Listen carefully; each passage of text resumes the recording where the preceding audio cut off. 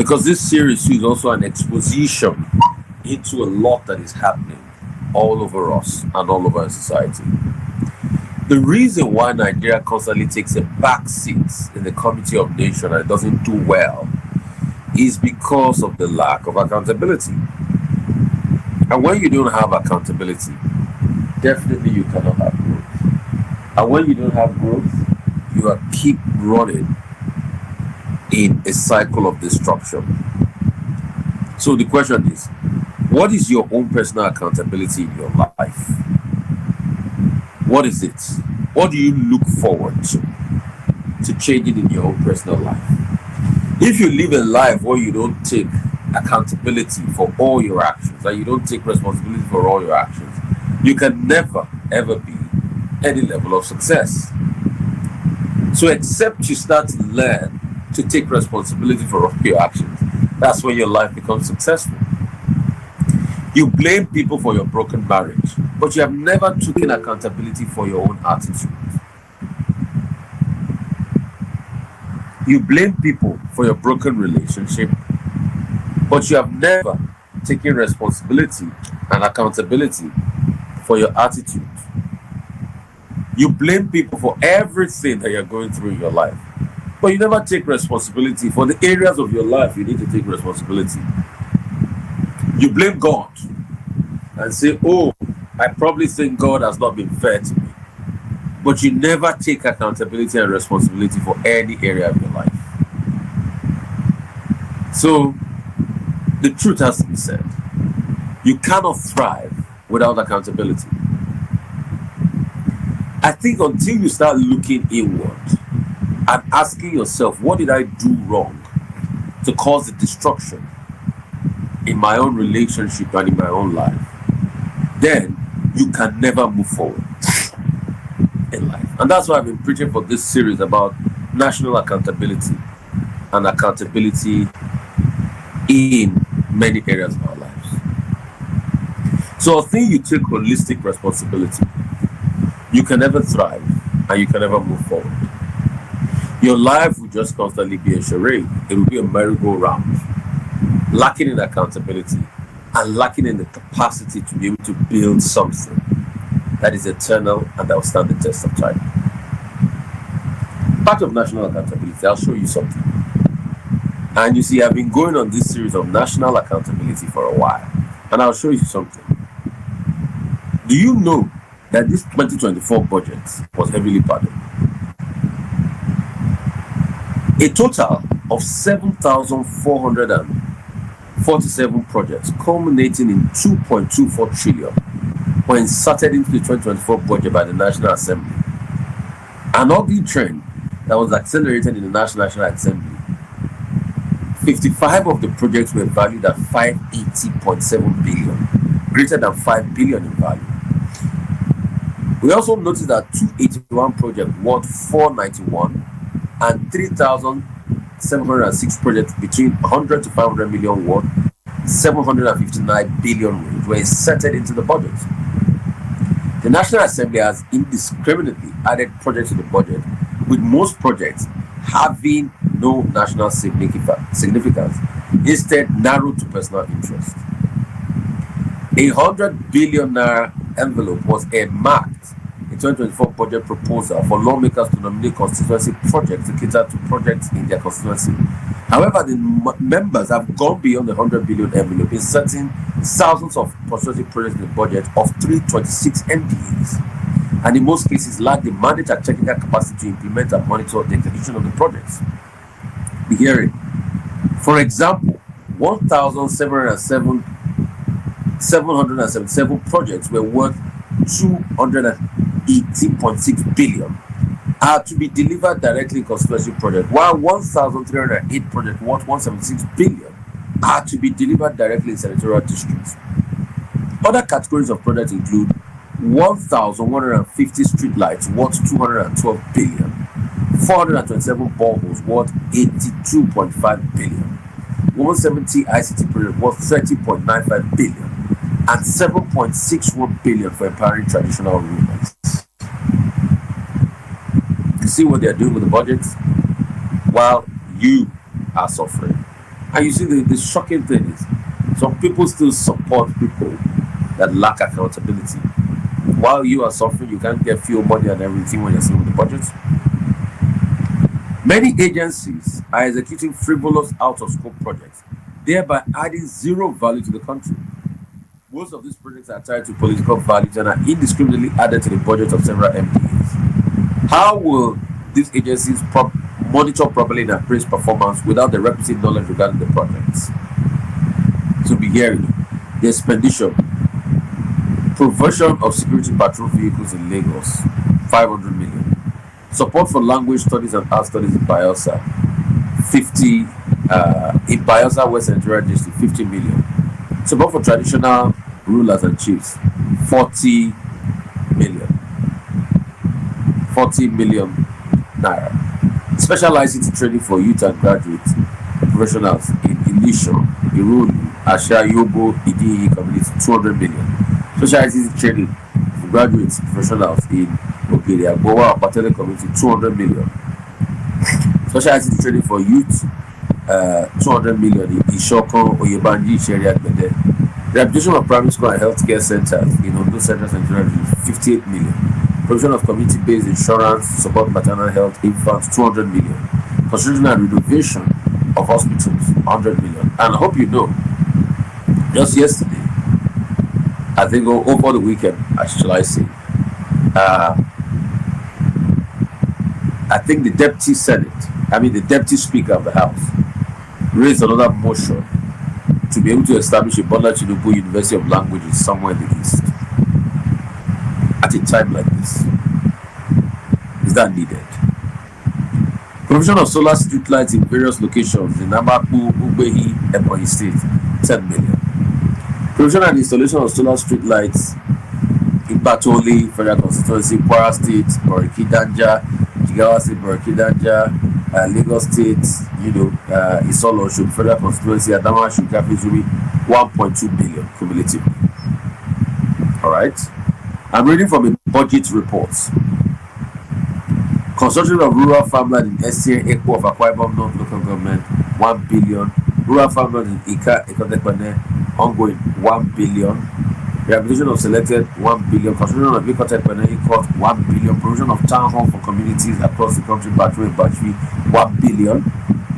Construction of town hall in selected communities in the southwest, ongoing, 1 billion. Construction of 6 blocks of classroom, Obalike LG with VIP toilet and staff, 800 million. Provision of motorcycles and tricycles to some youth in Ogun, Lagos, Ondo, 500 million to some youth. Where? Lagos. What constitutes the youth? What's the direct breakdown? Is it a scheme? Right? Completion of Anglican Church Hall in Arujuku, Abia State Central District, 150 million. So why will completion of Anglican Church Hall be a government project? And you're wondering. Religion should always be seen of the religious bodies, not the state. Because at this commission of Anglican Church Hall in Arochukwu LGA, Abia North Central District, it's against the constitution of the land, because Nigeria is not supposed to be a religious state. Just like how we were subsidizing Hajj travel. Anyway, I'm happy that subsidy is going to be over soon. It's not supposed to be a religious state. Inequitable distribution of constituency projects. The inequitable distribution of constituency projects highlights a flaw in our budget. Senator Nedu Woko's revelation that he received over 1 billion for constituency projects in 2024 underscored the disparity. Akwa Ibom North West Central, the Senate President, released over 20 billion. Hawa East, House of Rep leader Julius Obare, House leader, House of Rep, 18 billion. Bende Federal Constituency, Deputy Speaker, 15 billion. Akoko Federal Constituency, House of Rep, Chief Whip, 14 billion. Shagamu Ikene, House of Rep, Deputy Chief Whip, 11 billion constituency project. Akpan Omalam, Deputy Minority Leader, 8 billion. Borno South, Senate Chief Whip, 8 billion. Kaduna Zaria Senate House of Rep Speaker, 7 billion. Ogunwa Central Adiola Olamileko, 7 billion. Ebonyi North Senate West Senator Peter Yeka, 7 billion. Obiakwa PDP Minority Leader Kingsley Chida, 6 billion. Kano North Deputy Senate President Jibrin, 6 billion. Balanga Bilari House of Rep Minority Leader, 5 billion. Kwara State Deputy Minority Leader, 5 billion. What of constituency projects? Kano Central Senate Minority Leader, Rufai Sani Hanga, 4 billion. And this is all for budgets.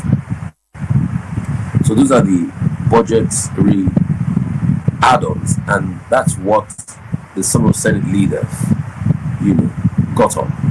So when we say national accountability, those were the constituency projects taken to those Senate leaders and House leaders constituency.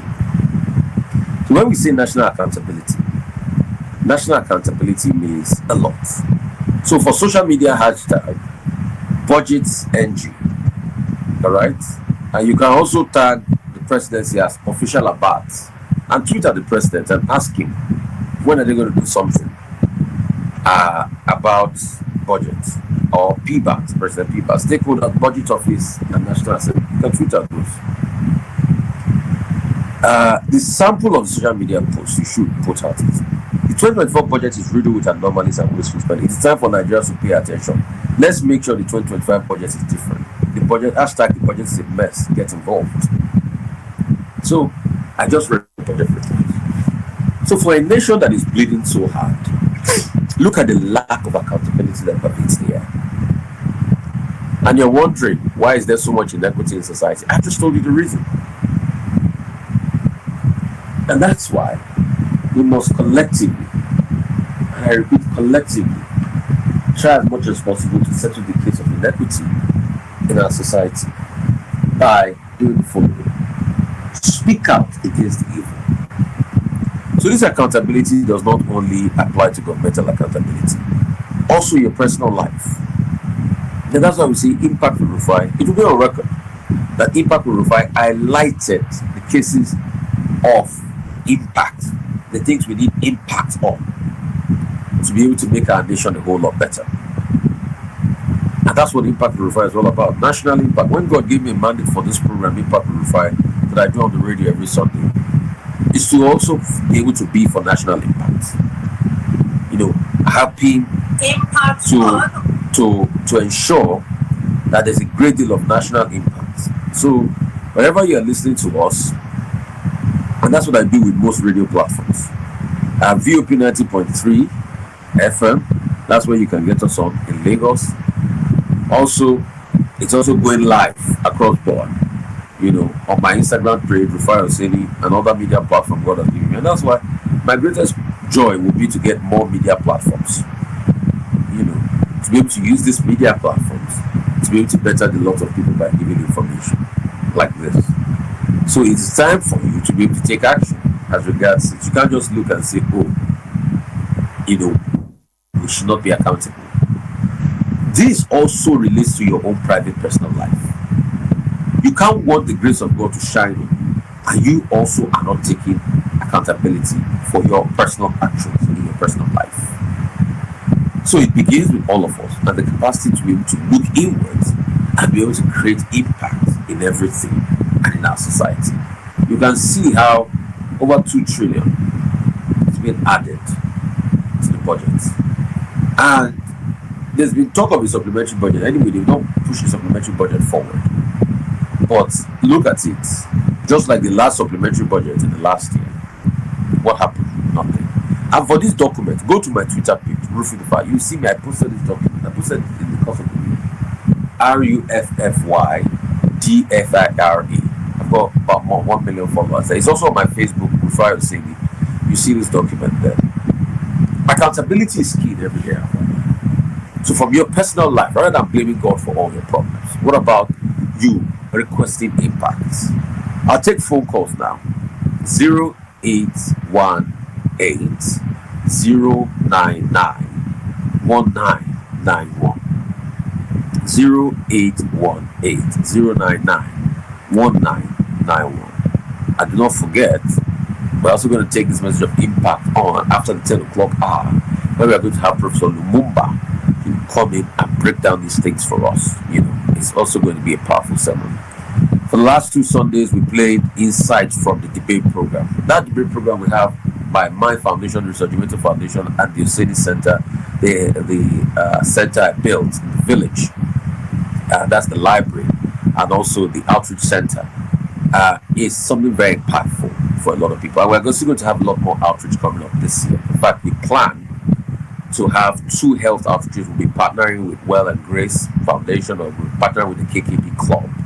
So we are looking at those possibilities, and these are things we're doing for our society and our community. So if you want to get more details and all of that, you can also send me messages. But we also thank you for all your support, as regards debates thus far and other things. And we are doing a health outreach in the course of the year in the center. And we're also thinking of bringing media to that place. So we're in the process of seeing if we can get, community licensing, so we can also bring media and impact. Because I believe that if we can revolutionize the minds of people, then their lives will never remain the same again. Their mindset will shift forever. There's going to be a lot of impact. And that's why we do all the things I do, through my foundation, the Research Foundation, and our various partners like First Pension, PFA, and some new partners that we're also going to sign on board. Thank you guys so much. And VOP 0818-099-1991. And that's what we do with all the media platforms we have. In fact, I'd like to say a big happy birthday to my sister, Rosemary. Rosemary, today is your birthday. You're also my co-founder at VO News, NG. And we've been able to use that impact on VO News NG to be able to help the population and the world in general. So that document, like I said, is from budget. You can see that call to action document from budget. 0818-099-1991. And the reason why all of that happens is that because they know you will not take our time to be able to read the over 2,000 pages that are there on the line item of the budget. So that's why they just manipulate it that way, and they can insert all of this out there. So 0818-099-1991. Hello, how are you? Great to have you, my brother. How are you? My brother. Bless you, my brother. Ambassador Muswa here from Mushin. Ambassador Muswa, tell me about the great work you're doing in Mushin. Yes, we are moving forward. Yes. Something just slowed down a little because of my event, my 60th birthday that are coming up November 20. Okay. That is the reason we slowed things down. I have to run for one place to another to pick it the paper. I celebrate my 35 years of activity. Yes. And I'm launching a book, My Losses and Gain as an Activist. So there's the reason it slowed down to now to put one place together to make it a day for me. And I believe you, Rufai Oseni, will create it for me, will support me. This is my lifetime. I'm already giving you the support. Tell the world about your new book and tell them where you can get the new book. Okay. My support for you is the media platform. My brothers and sisters who are listening to me, come November 20 this year, I'm celebrating my 35 years of activism. The book, My Losses and Gain as an Activist, that book is packaged. When I read that book, tears from my eyes. Anyway, I don't want to read the book anymore because full of packaging for inspiration that I lift you up. Who will believe that's not tomorrow for you? That's the book. I put it together in that book. And I'm giving awards to those who have contributed silently, who know to show their face out, supporting the people in their community, how to support them out, to encourage them to do more. And my 60 years birthday. So November 20 by the grace of God. So I'm really going to support me, going to be there. So how can you give your number out? How can they get in touch with you for your the program, and if they want to support you, just give your number out, please. Okay, so the number I'm using is 082 35 7 2 8 196. So that's it. So my brother and sister, I want you to be there together to celebrate with me that day. So I want to appreciate you all.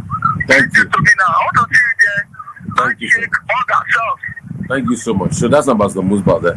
He's a very close friend of the family.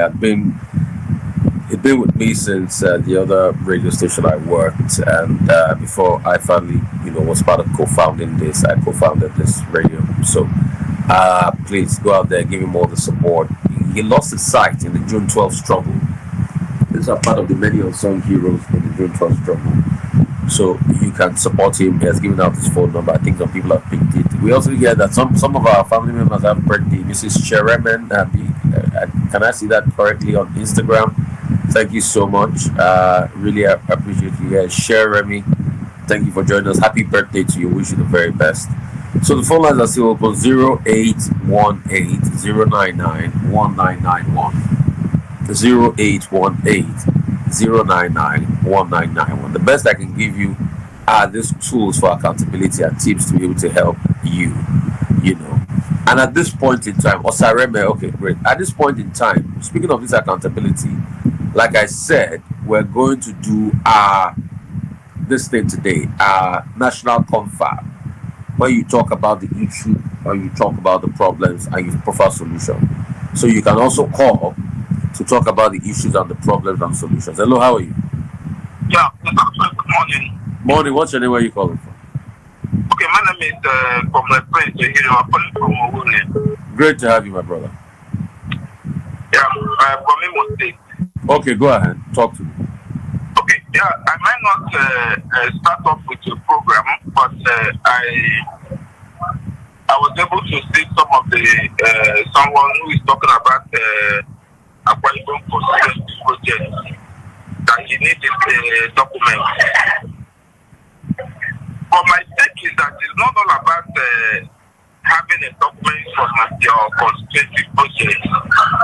I think one of the things we are lacking is our people holding those who are elected accountable. Yeah.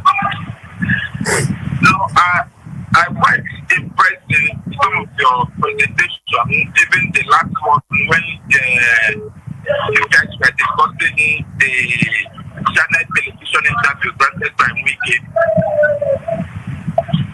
And you were so open that if you are being the one conducted that interview with Jada, you were asking several questions. But like I mentioned last time, that people were criticizing him that the youth, that he expected the youth to protest over the hardship.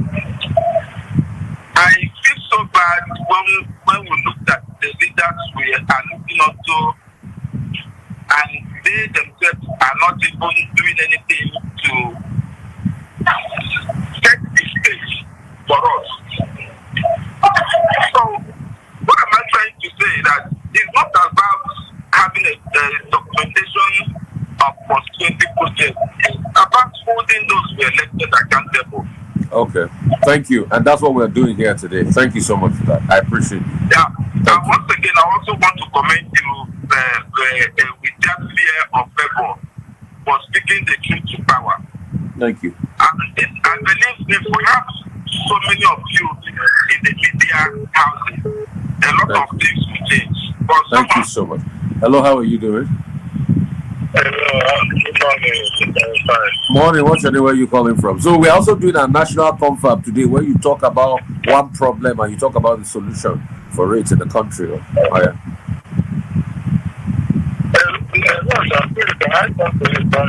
I mean, the phone line is not clear. The phone line is not clear.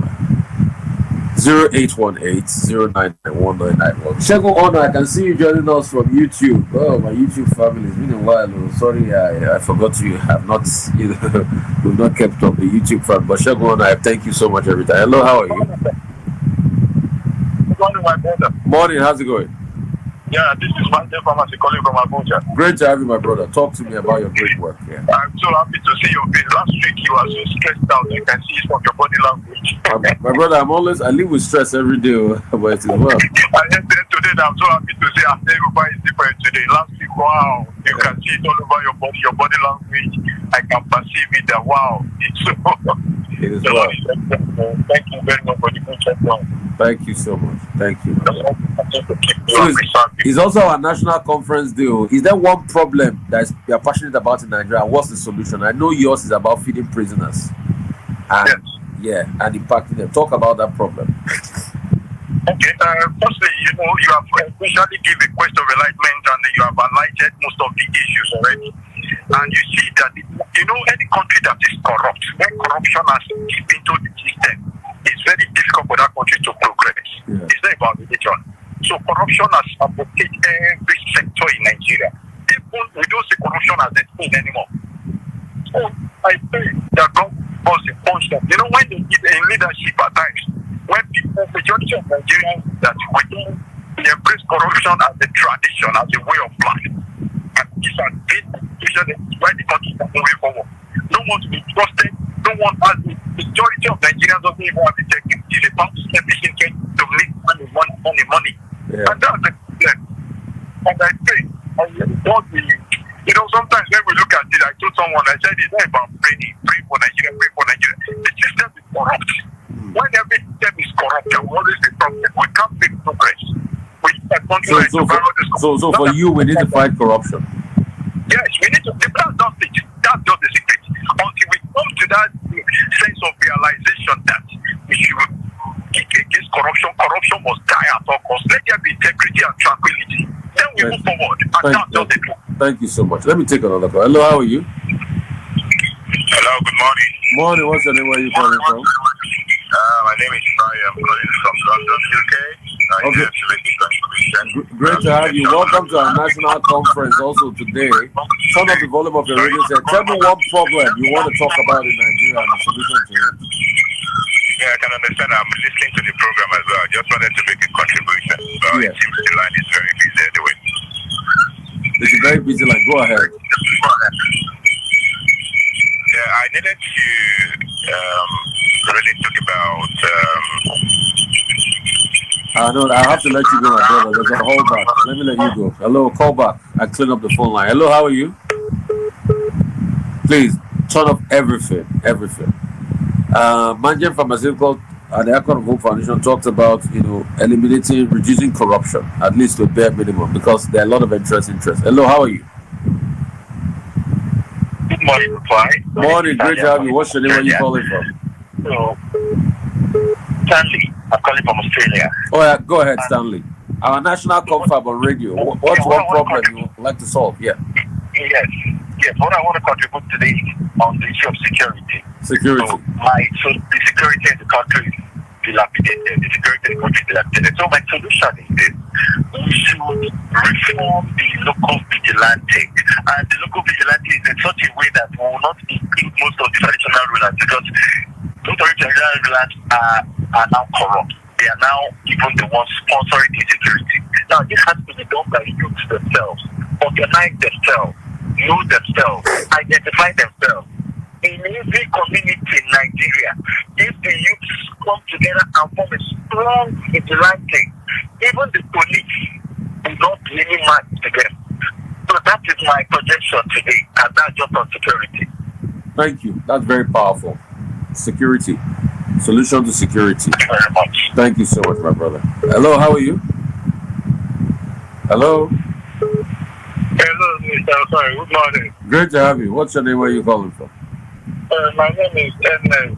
But I would like to speak to you privately. I don't know. That one you have to send me an email or Rufai Oseni at gmail.com. If you speak to me privately. Hello, how are you? Hello, sir. Yeah, my brother. Yes, I want you to help us. Thank God you are partnering with us. If you can use your social media handle by the grace of God, then you post it to our flyers, which I've sent to you previously on your social media handle so that they can support us in feeding the image for the month of November. So because we want to use this system. Yes. No problem. All right. That's part of my support to Manjan Pharmaceutical Manjano, Icon of Hope Foundation. I do a lot of supports to all the foundations across board. So 0818-099-1991. 0818-099-1991. Hello, how are you? Hello, good morning. Great to have you. This is Adi Manuel from Ota. Adi Manuel from Ota, talk to us. Now, for us to stop the insertion of all these unwanted projects in the national budget, I think for every project that is to be done in every state, the details of that project should be sent to each state assembly or each state so that the citizens of every state will be aware when the such projects are not being done, they can quickly raise alarm. Do you understand that? Yeah. That's my own first project. Thank you. And the second one is that they should stop the giving of palliatives. Now, palliative is a form to encourage laziness. If you want to stop laziness in our country, we should stop the giving of palliative in every form. It is better to motivate people that are in certain disciplines to come up with projects that can be, adopted or encouraged. If those that are taking palliatives now are encouraged to go into certain trades or occupation, and the government can always encourage them or buy back their product and stuff like that, many other lazy people will forsake their laziness and go into such projects or stuff that will, make our country get better. If people are into welding or fabrication, and you patronize them, you give them support instead of giving them palliative. Many people that are into other disciplines will go into that because they know that there is a future in it. There is no future in giving of palliative. I think those are the ones that can pinpoint now, and I want to believe it can help our country get better in the nearest future. Thank you. Thank you so much. Hello, how are you? Hello, good morning, sir. Morning, Madam Annie Gold from America. It's been a long while. How are you? It has been a while.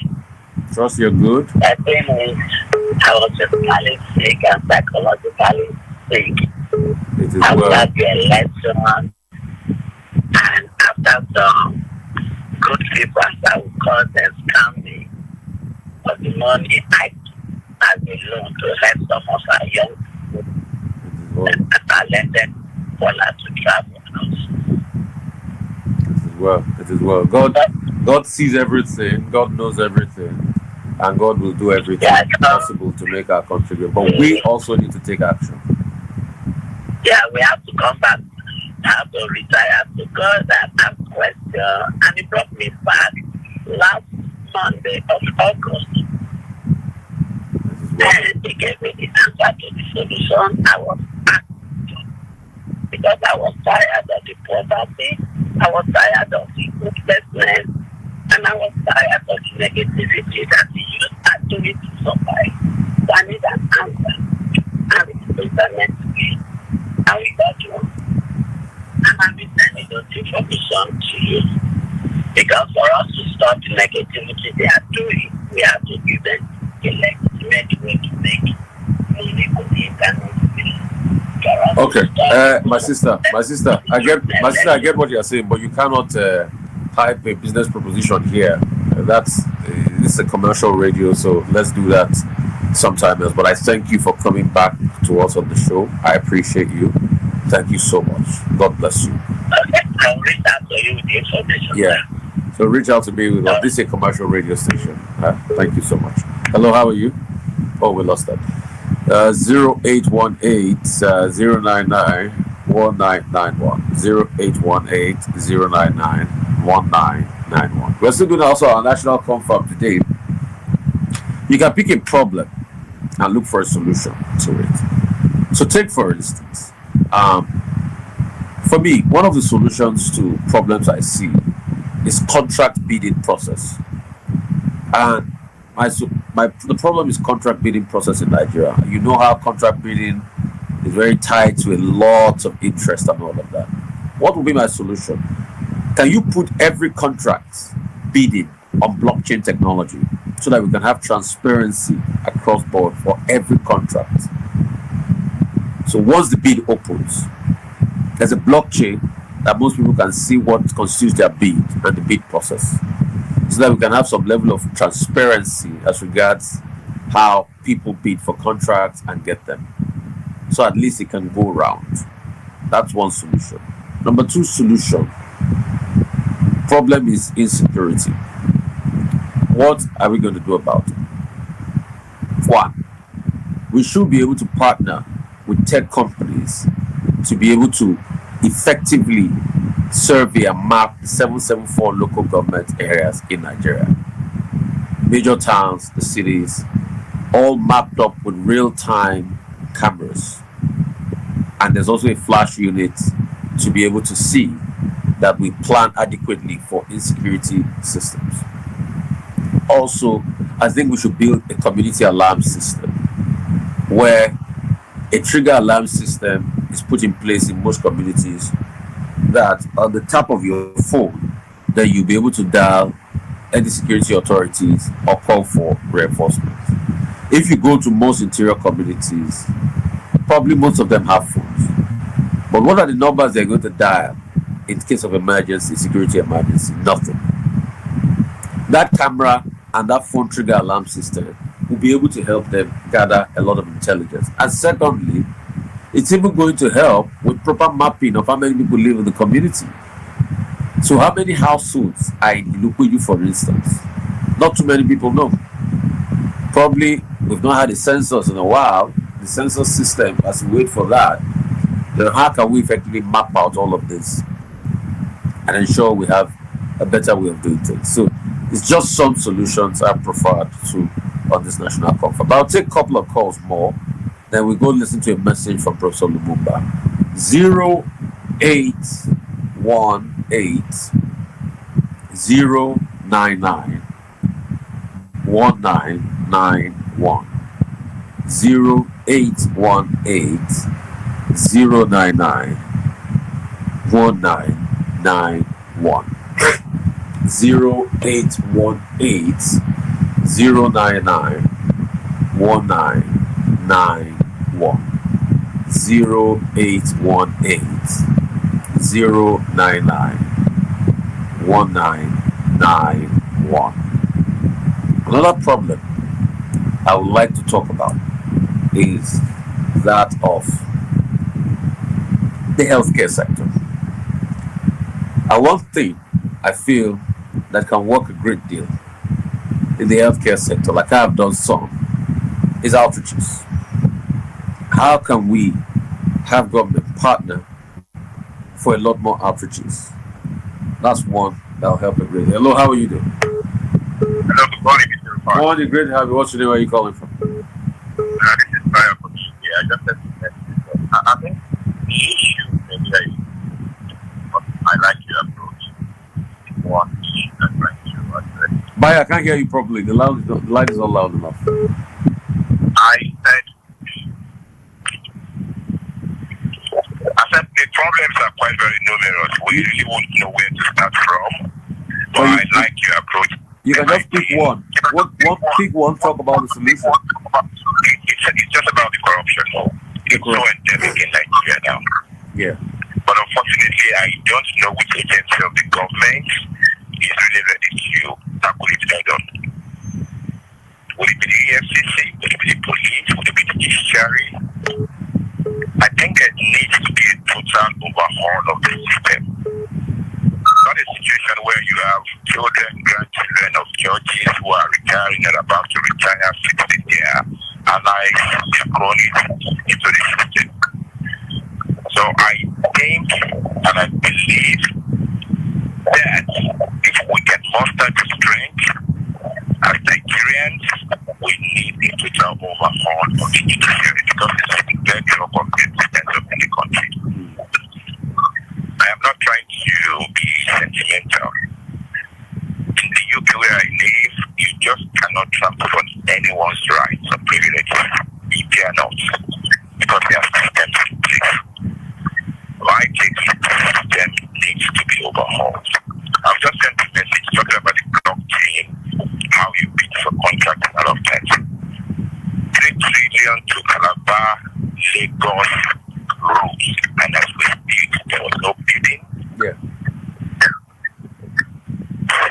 Project to the cronies, and what we have as we speak is end project, money shared.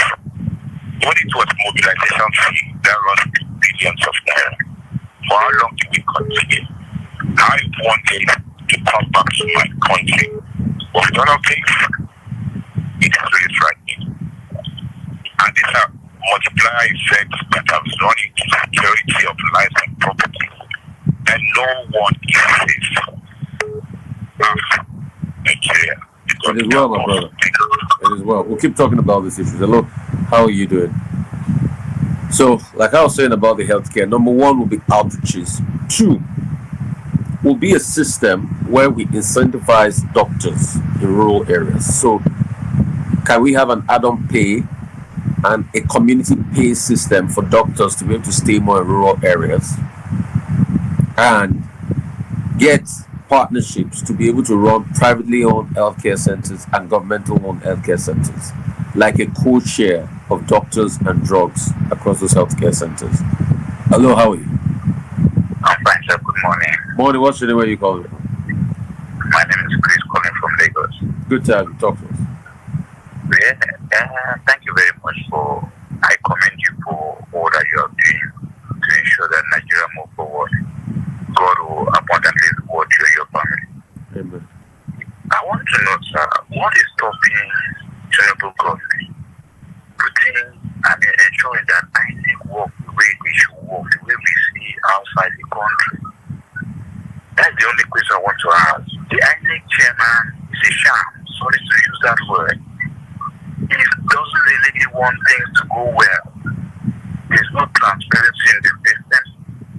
Then what makes INEC what they should be are not in place? What is really stopping? So the problem really is vested interest. Once you have vested interest, it's just like we're talking about the budget. Some people got more constituency project over. Once you have vested interest, everybody puts something in the budget so that they can get money for their own political gains or for their own personal lifestyle gains.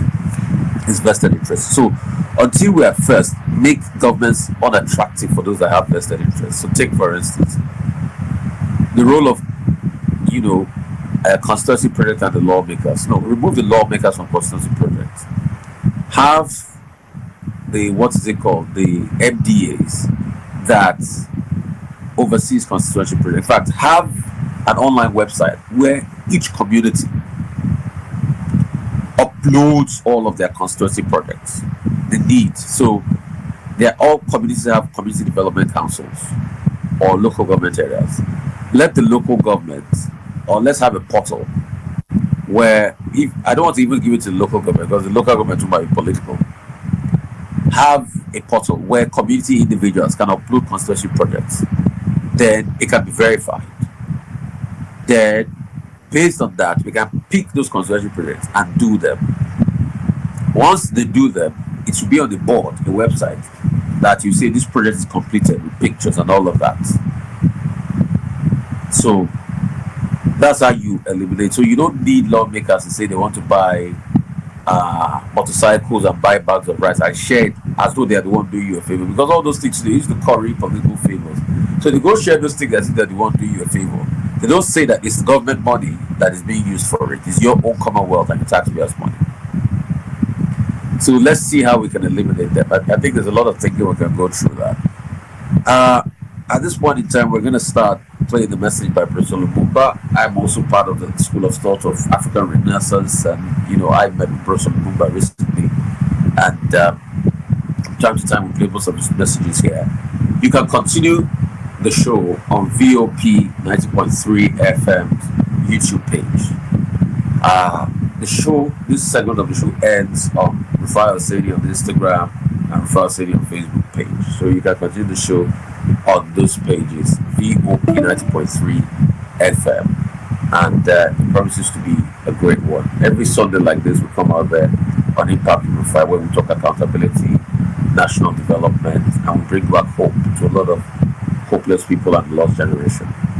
I'll say God bless you real good as you go this week. God be with you, continue to guide and protect you, and make his face shine over you.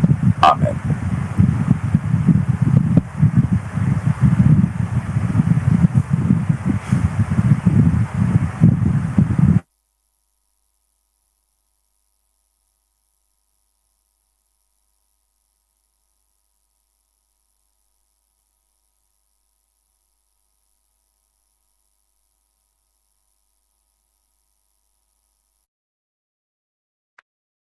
and it's time to listen to speaking the truth to power. This gentleman who is going to address us today has made his name, carved his own niche in the area of speaking truth to power. Your Excellencies, very distinguished ladies and gentlemen, I'd like to bring to the podium Professor Patrick Lumumba. Professor P.L.O. Lumumba is a professor of public health, a holder of an LLD, Doctor of Laws on the Law of the Sea from the University of Kent, Belgium, Masters of Law degree, and a host, I must say, lots of honorary degrees of Doctors of Law, honoris causa from the University of Cape Coast in Ghana, is a holder of the degree of Doctor of Science, Human Rights at the Institute of Advanced Legal Studies, University of London in England, Humanitarian Law at the Raoul Wallenberg Institute of the University of London, Sweden, and on International Humanitarian Law in Geneva, Switzerland. He's an advocate of the High Courts of Kenya and Tanganyika and a certified mediator. He is a fellow of the Institute of Certified Public Secretaries of Kenya, FCPS, a fellow of the Kenya Institute of Management, and an honorary fellow of the African Academy of Science. He is the chairman of Farafina Investment Group in Monrovia, Liberia, an economic strategic growth and development initiative for Africa based in Nigeria. He is the immediate former director and chief executive officer of the Kenyan School of Law, a former secretary of the Constitution of Kenya Review Commission, and a former director of the defunct Kenya Anti-Corruption Commission. He is the founding trustee of the African Institute for Leaders and Leadership and was the founding dean of Kabarak University School of Law, a former lecturer at the University of Nairobi, the United States International University, and Wider University, USA, Nairobi. I can go on and read about this proud son of Africa, whom I'm honored to introduce to us. I bring to the microphone our brother, Professor P.L.O. Lumumba. Asante. We welcome you, so thank you very much. Thank you very much.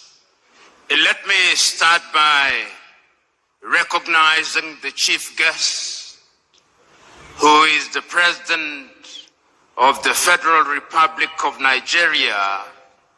Permit me also to recognize the family of the late Dr. Abubakar Olusola Saraki, and permit me for good order to stand on the protocols already established.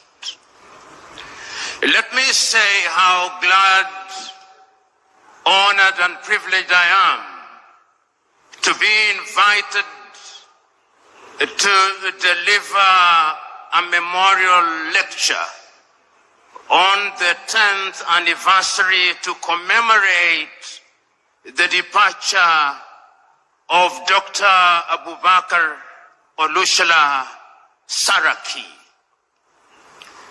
Any keen student of African politics, and I claim to be such a keen student, would have heard of Dr. Saraki, and I had heard of him before this invitation. I had also had the honor and privilege of meeting Dr. Bukola Saraki when he was the president of the Senate. And he granted me the opportunity to address the Senate then. That is not to forget that my good friend, Brother Bajamila, also granted me a similar occasion in the House of Representatives. I'm glad to deliver a lecture to memorialize an individual of whom it can be said that he was a colossus who bestrode the Nigerian political terrain and made his contribution in a manner that makes it worthy to be remembered favorably. I say so because there is no shortage of individuals who come and go and their memories are not worth much. We have had the honor and privilege of seeing the snippets of what he did during his lifetime.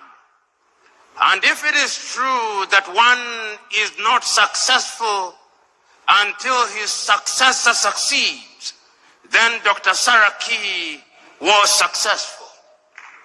He was successful because his successors have succeeded and they continue to succeed.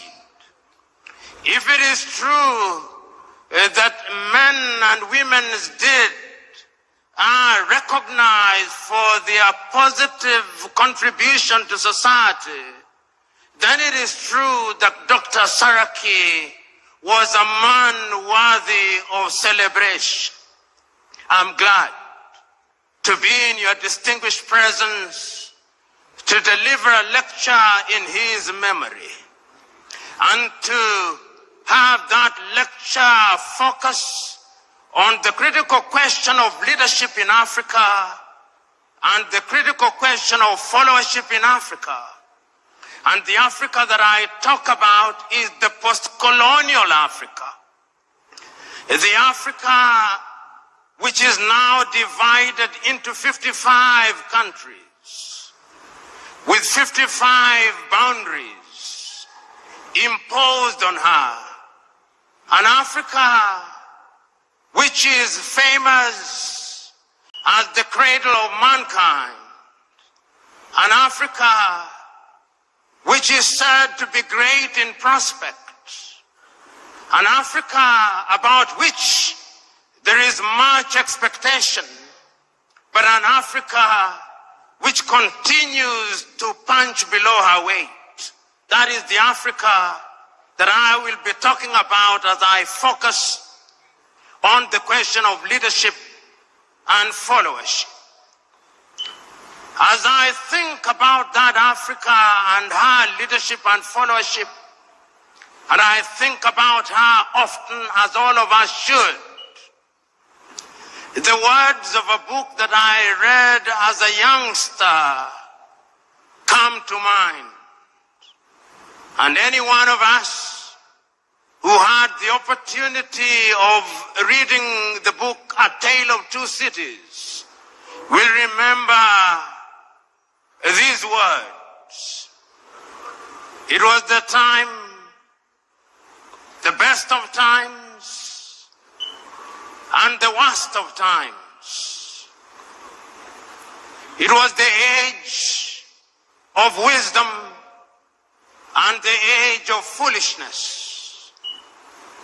It was the epoch of belief and the epoch of incredulity.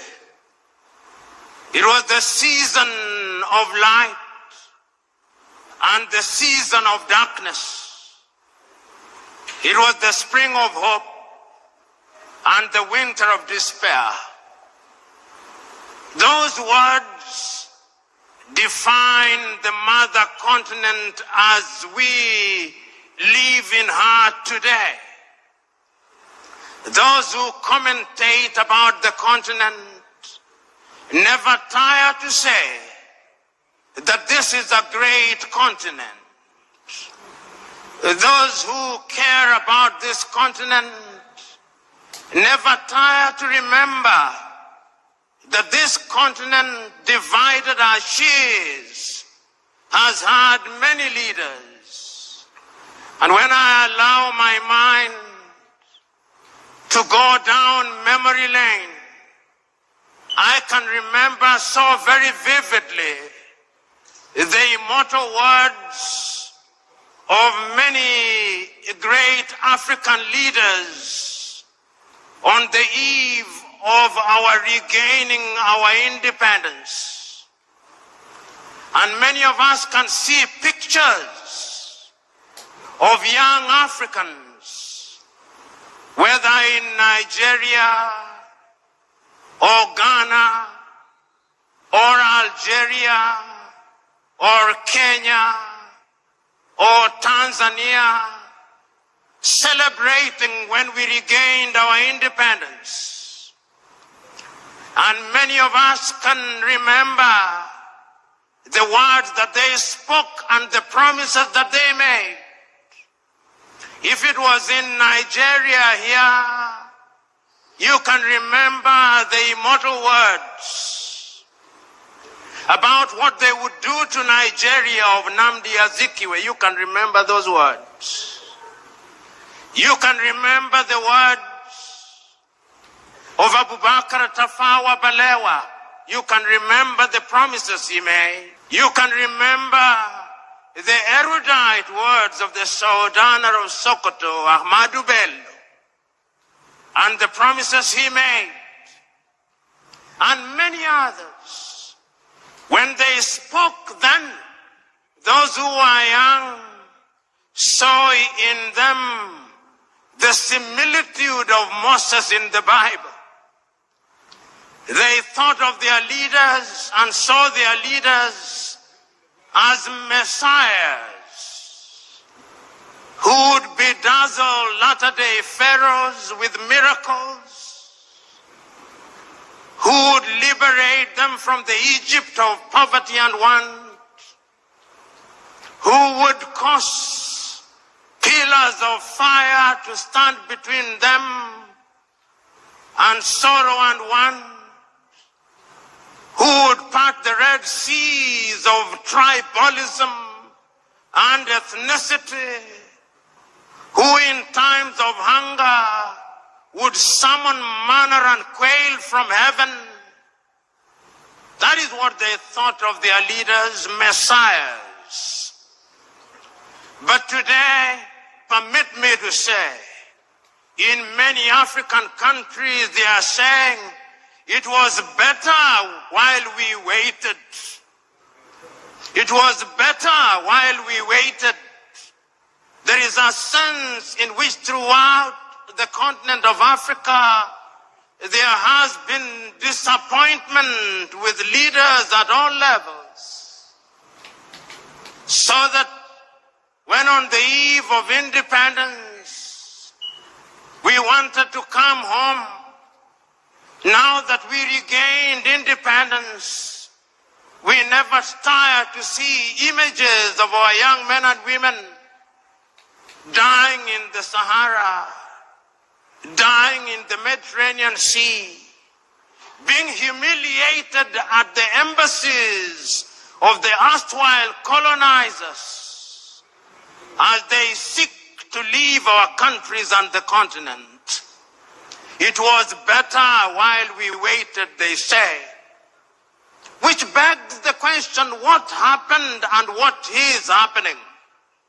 That we have so many individuals who occupy positions of leadership, and yet the biggest deficit is that of leadership in Africa.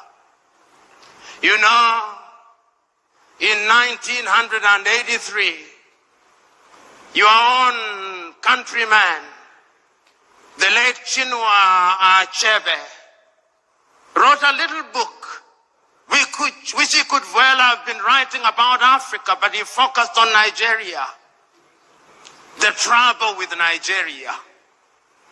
And Chinua, without mincing words, says the trouble with Nigeria is simply and squarely a problem of leadership.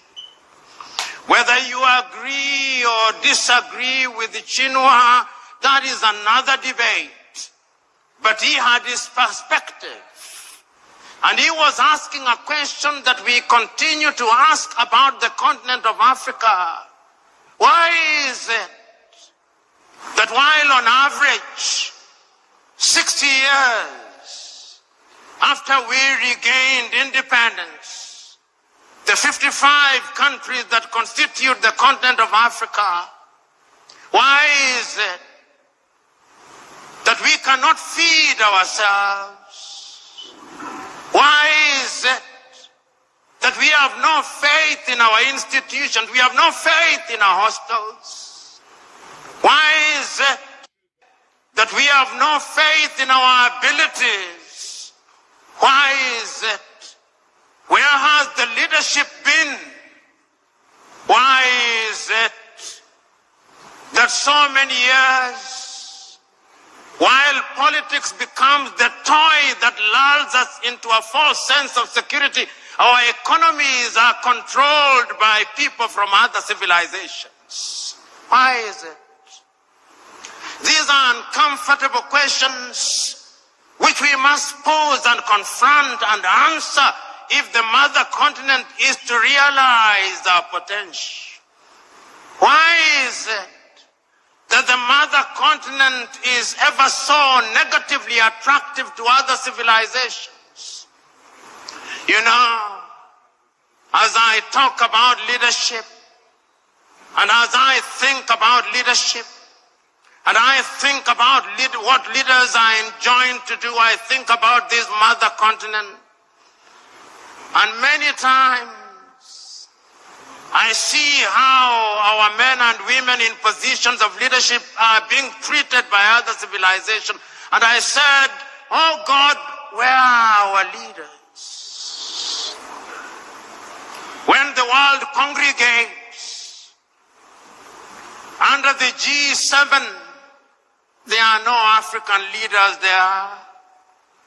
The best they can do is to invite one or two, and beyond the photo opportunity, they are told to go away, and go away they do.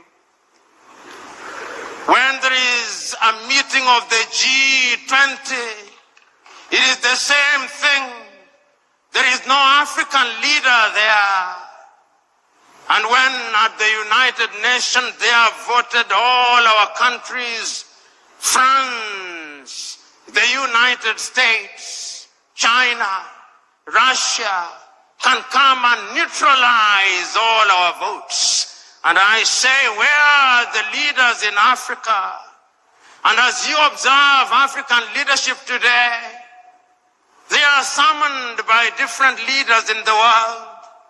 If the Japanese do not summon them to Tokyo under UNCTAD, the Indians are summoning them to New Delhi. And if the Indians are not summoning them, the Turks are summoning them. And if the Turks are not summoning them, the Chinese are summoning them. In the next 2 weeks, they will have been summoned to the United States of America. Summoned, I use. Africans who are watching this scenario ask, where are our leaders? Which begs the question, who is a leader? Is leadership the occupation of office? Is leadership the occupation of the office of the president? Is it the occupation of the office of a senator or a member of parliament? Or the occupation of these high-sounding positions which gives us honorifics? Is that what leadership is? From where I sit, that is pseudo-leadership. From where I sit, leadership is about service. Leadership is about honor and privilege to serve. That is why I still understand the men of old, the men of wisdom who said, he who is greatest amongst you must be your servant. This is what Africa is asking for. And Africa has been asking this question since she regained her independence. You know, when one is talking about leadership in Africa, one must go into history and ask ourselves, what was leadership before we were rudely disrupted? We had our traditional rulers. How did they govern? For whose benefit did they govern? They are still there, the traditional rulers. How How do they fit in the new dispensation? When we regained independence and adopted all these structures from the erstwhile colonizer, what did we expect to deliver?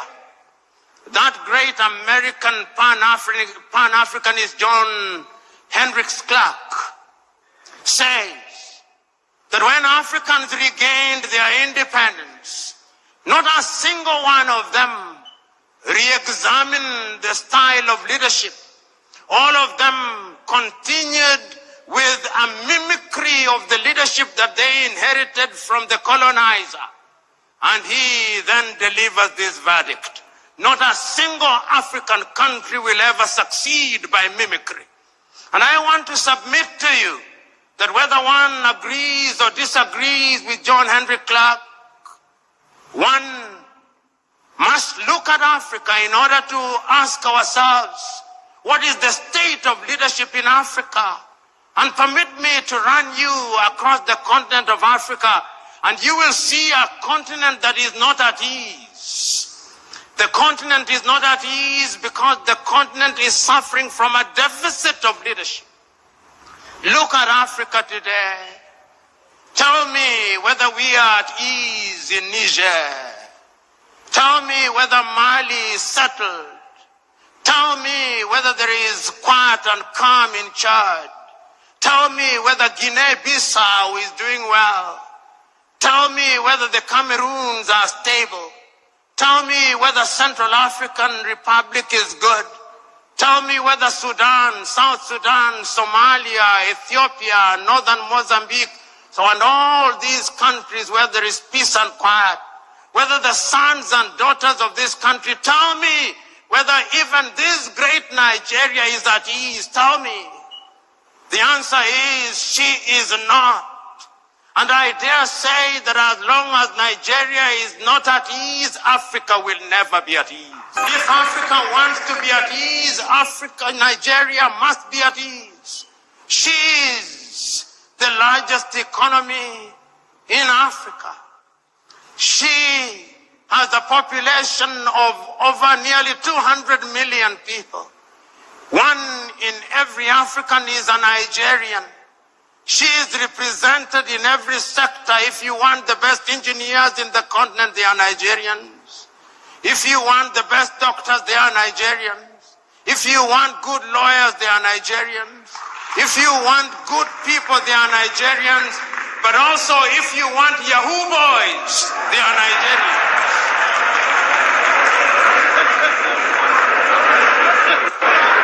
Nigeria is a great country.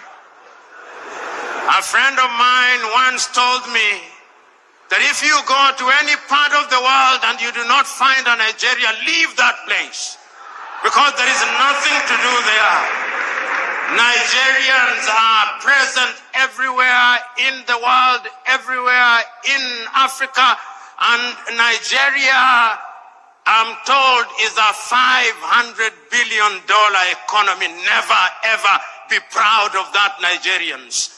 This is an economy that should at least be a $4 trillion GDP economy.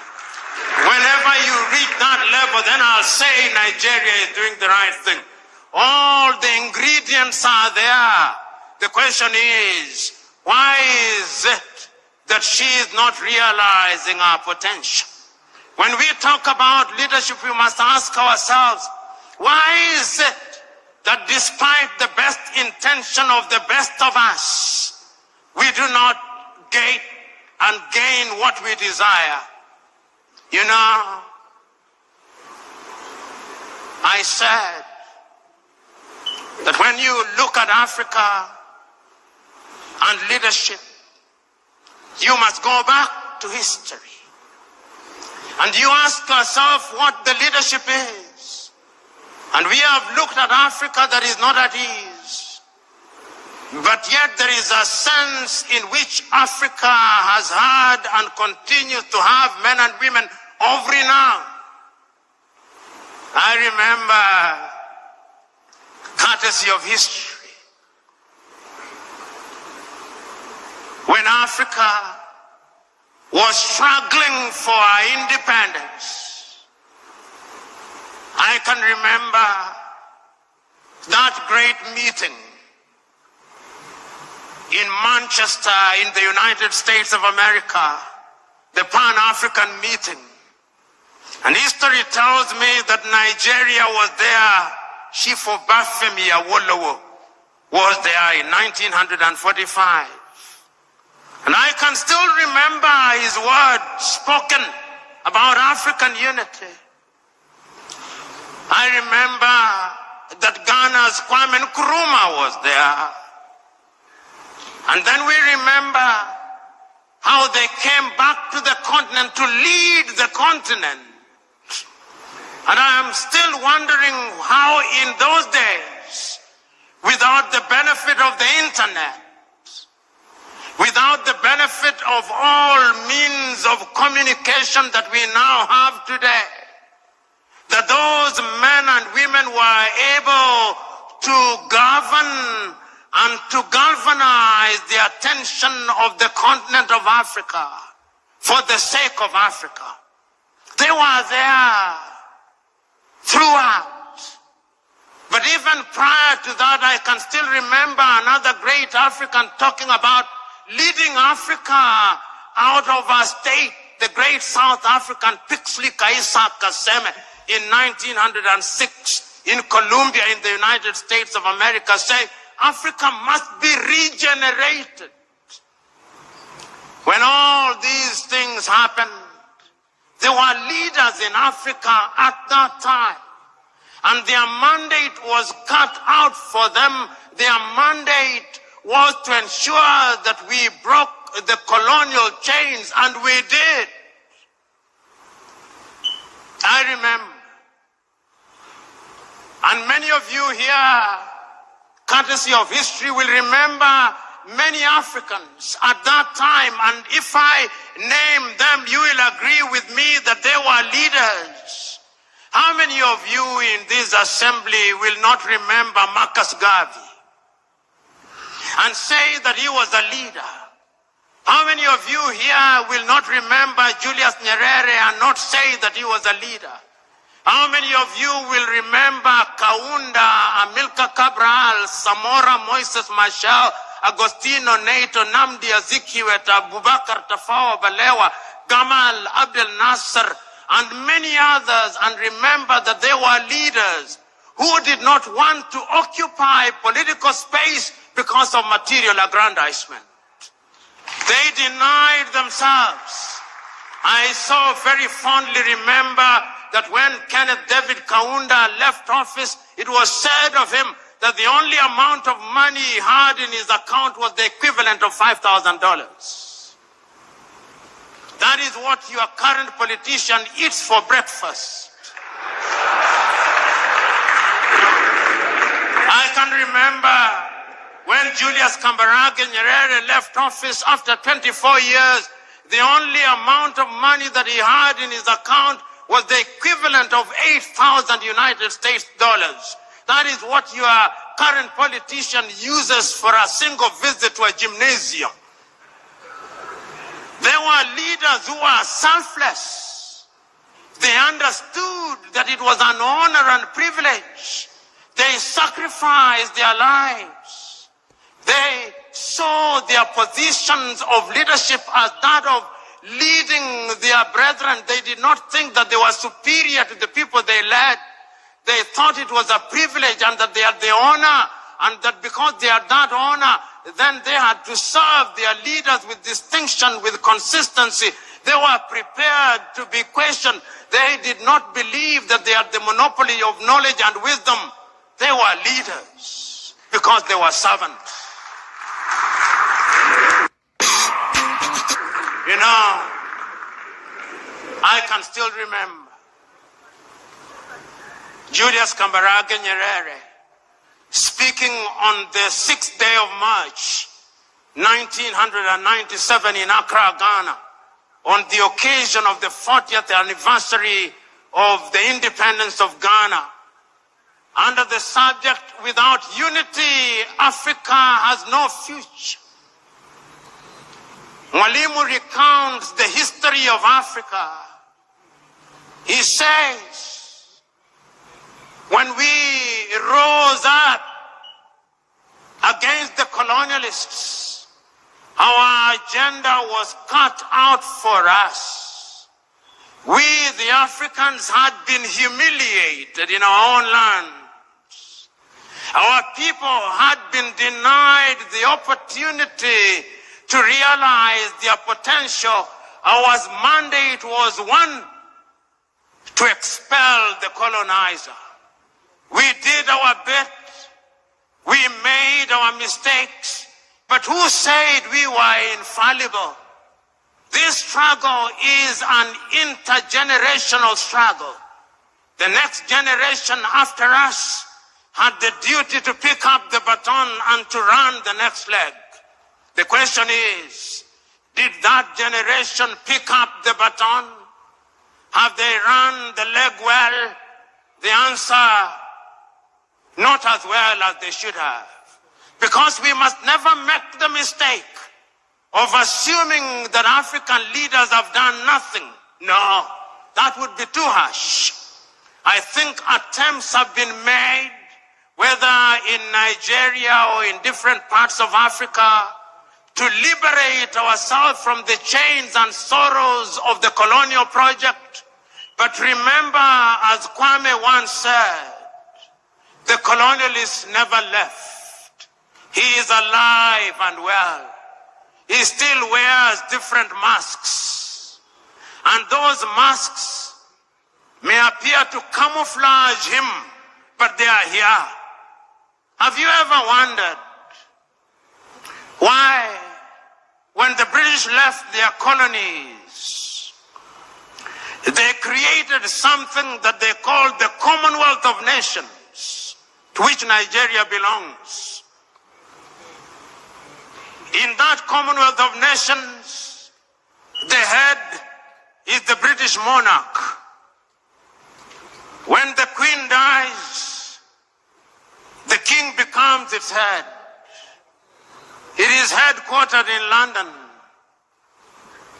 It is the Commonwealth of Independent and Free Nations. It is not. It is a post-colonial, neo-colonial institution which continues to massage the ego of the erstwhile colonizer as we celebrate. Through such institutions, they continue to control and to manipulate us. And many of us, particularly those of us who have had the advantage of foreign education, we never want to talk ill of bodies such as the Commonwealth. I do.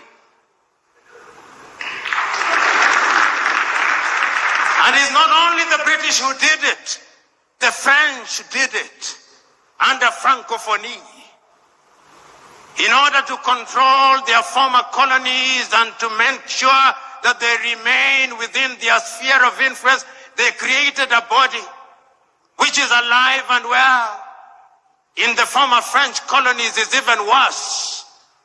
They even print their currency. The Portuguese did it. So, in as much as African leaders have been trying to ensure that we change the circumstances of our people, there have been external attempts at torpedoing those efforts. And Africa and African leadership must be seen in those contexts. There are those in many African countries who have allowed themselves to be acolytes of the neo-colonizers and to the detriment of the continent of Africa. So when we interrogate leadership, we must ask ourselves, how free are our leaders? How free are our politicians from external influence? But is that an excuse? No, it cannot be an excuse. Leaders in a multi-ethnic environment must also be different. You know, Nigeria, as Chinua rightly said, like all African countries, is an artificial entity.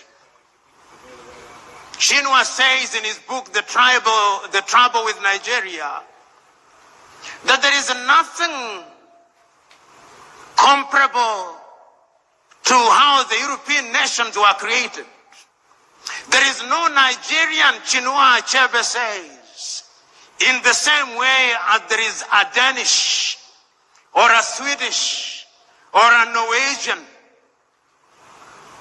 Nigeria is a unique state with many states. The same is true of Kenya. The same is true of Ghana. Nigeria possibly has over 500 nations within her. Tanzania 136. The Democratic Republic of Congo 306. Kenya 42. Uganda 56. In order to be a leader in such countries, those who have the honor and privilege must be men and women who are prepared to ensure that they weld the bonds amongst those people. As Samora Moises Machel said, if the post-colonial African country is to succeed, the tribe must die. And the tribe must die because if the tribe does not die, then the new nation will never thrive. And I did not understand Samora Moises Machel to say that he should stop being a Yoruba. No. I did not understand him to say that he should stop being a thief or to stop being an Igbo or Hausa or a Fulani. No. Those are cultural mosaics which when put together make a nation beautiful and strong. But what do we do in most of Africa? We use those cultural differences to divide the people. We use those cultural differences to reinforce centrifugal forces and therefore threaten the very nation which we want to serve. I am telling all of us who are present here, and many of you who are present in this assembly, who are honored and respected and claim to be leaders, that you have a duty to ensure that you are in front in order to serve and not to be served. But ladies and gentlemen, let us also ask ourselves about followership. You know, as a young student, and many of us who are young students, it was the culture when you are in your first year of studies that you must be a revolutionary. And a revolutionary in the style of Karl Marx. And therefore you would say, workers of the world unite. You have nothing to lose but your chains. All of us were revolutionaries. And we used to say then that the safety of the bourgeois demands that the proletariat be kept in the most profound ignorance. We were revolutionaries. Who is a leader?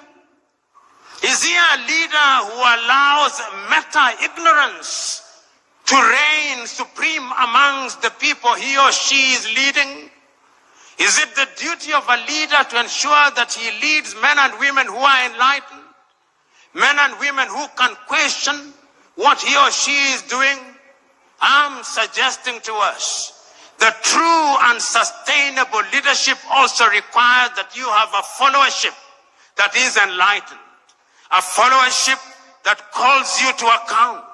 A followership that is going to make demands of you. A followership that when you say that you are going to improve the quality of their food, they do not believe that agriculture stops on that day. But they believe that agriculture must be intensified and the technology must be used. A followership which knows that when you say you are going to deliver heaven on earth, they know that that is merely an advertisement that you are incapable of delivering heaven on earth. A followership that knows that when you are promising to do things within 100 days, which ordinarily can only be done in 5 years, they know that you are a liar. A followership that is capable of discerning that when you speak things, there are many variables. And it is the duty of a leadership to ensure that such a leadership is indeed created. What do African leaders do African leaders in many African countries have now assigned the question of education, educating their followers to NGOs and CBOs, which are financed by the Americans, which are financed by the Europeans, which are financed by other civilizations. How do you think, how do you imagine that the people of Denmark would have the interest of Nigeria at their heart? How are you satisfied that all those civic education activities that are being undertaken in Borno, in Maiduguri, or in Abeokuta, financed by USAID, are meant to be for the benefit of Nigeria? Because the last time I checked, the English used to say, he who pays the piper calls the tune.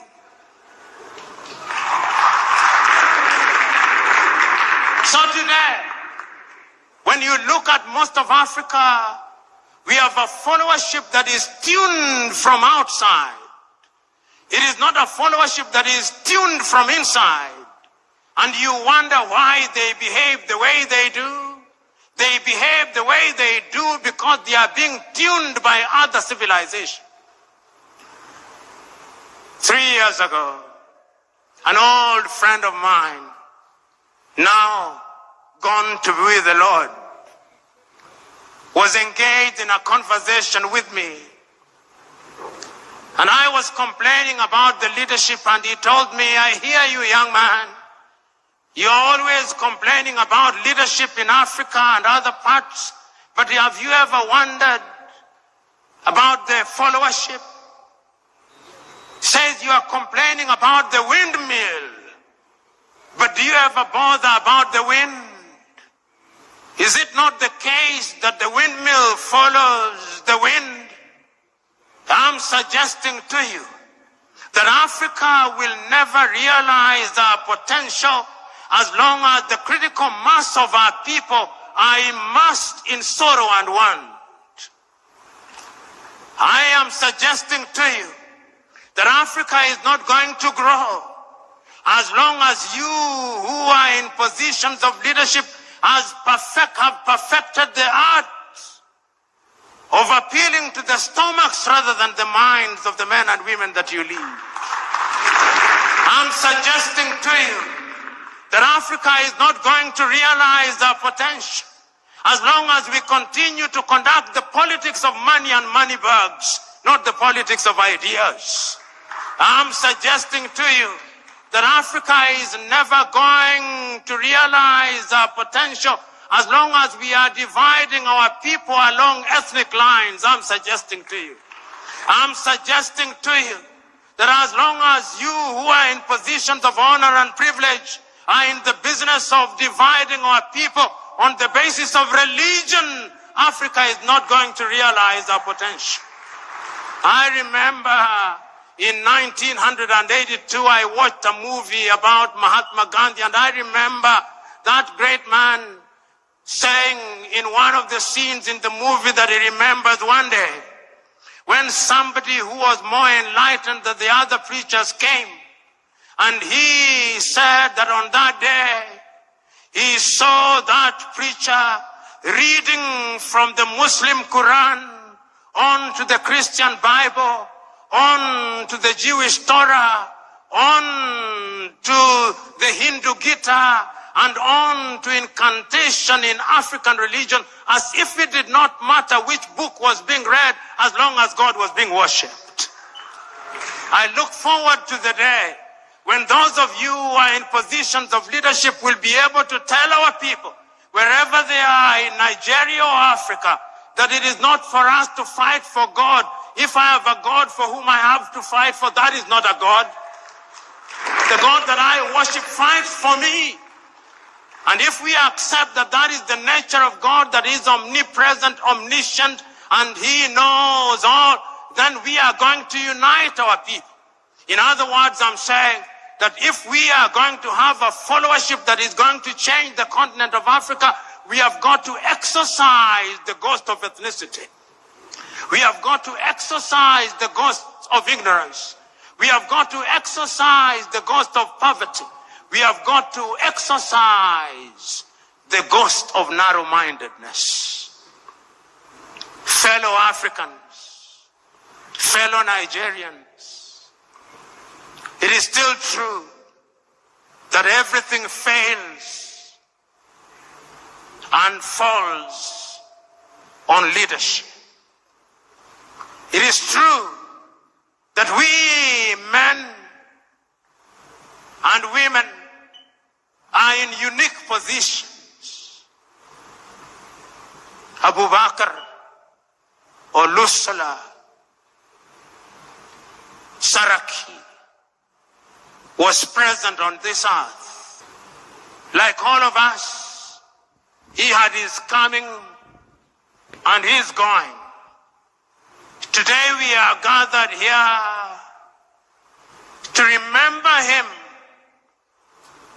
because, as South Sudan's John Garang de Mabior once said, as you walk the journey of life, there are two baskets that you fill by your words and deeds, whether wittingly or unwittingly. The basket of good deeds and the basket of bad deeds. And that at the end of it all, when we weigh those baskets, let it be said of you that the basket of good deeds outweighs the basket of bad deeds. It would appear to me that the late Dr. Saraki's basket of good deeds far outweighs his basket of bad deeds. And that is why we can say, without flinching and without equivocation, that he was a colossus. That is why you call him fondly by the moniker Oloye. That is why you are gathered here on a Monday morning to pay homage to him. Now I can see Saraki upstairs through imagination. I can see him asking us, who we are present here today, oh dear Nigerians, it is 10 years since I left you. Where are the leaders? I can see Saraki asking the president of this country, how have you served, Mr. President? I can hear him ask the vice president, how have you served? I can hear him asking the senators, how have you served? I can hear him asking the members of the House of Assembly, how have you served? I can hear him asking the governors, how have you served? As to how they have served, that is not for me to say. It is for them to say. But I can also hear the great Saraki asking the Nigerians, how have you been served? Have they given you food? I can hear him ask. Have they given you fuel? I hear him ask. Have they given you electricity? I hear him ask. As to whether they have been well served, it is not for me to say, it is for them to say. In other words, the great Saraki is asking both leaders and the led, have you demanded and have you served? And the leadership that I hear him, the great Saraki, asking of us is a leadership where we are united. Not the unity of the graveyard, whose lingua franca is silence. No, it is the unity of those who are seeking to do good. Those who are seeking to do good, those who ask with the firmness that will open the eyes of the leader without inflaming their anger. I can hear it being said. You know, as I conclude, I remember this story, a story that must be known to you. It's a story about leadership, which must be contradistinguished from human leadership. It's the story of a shepherd or the story of a poultry farmer. But I'll start with the story of a shepherd. Many of us from the north are famed for cattle keeping.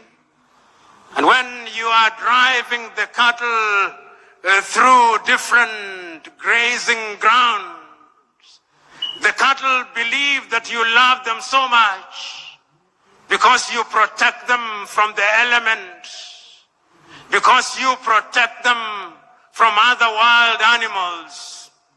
But if the cattle were to know that you are the one who would end up eating them, they would treat you very differently. Invariably, they do not know, and therefore you will continue controlling them the way you do, and you will continue eating them the way you do. But it's a totally different case when you are leading human beings. They are not like cattle. You may lead them in a particular direction. You may think that you have lulled them into a false sense of security. You may think that you have deadened their minds. But always remember that one day, if you don't do that which is good and right for your fellow men, there is a day of reckoning. There is a day of reckoning, and history has demonstrated that it can come in the twinkling of an eye. History has demonstrated that kings have been toppled. History has demonstrated that presidents have been removed. History has demonstrated that great men have been cut down. History has demonstrated that men can rise when they are misled. History has demonstrated that men are indeed capable of rising up.